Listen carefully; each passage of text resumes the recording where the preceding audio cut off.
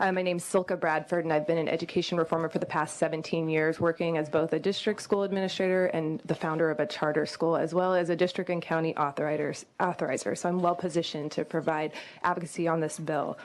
In the early days of charter, the fact that they were not required to participate in free and reduced lunch meal programs made sense, as they didn't have the industrial kitchens in charter facilities and there were few service options.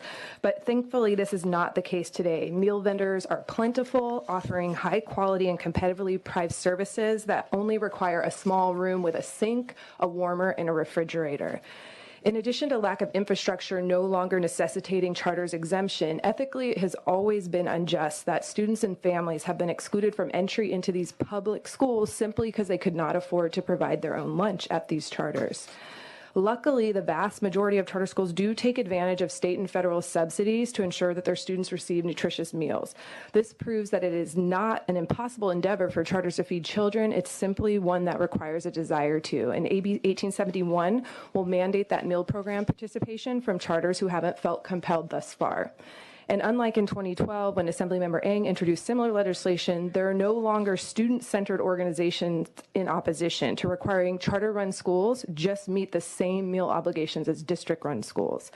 And we can call that progress or maybe just human decency prevailing, but either way, I'm ecstatic at the potential passage of this bill, where charters will now be accessible to all children and families, as making school meals available to needy students is something that we should do right and do right now, as California kids deserve nothing less. So thank you for your consideration.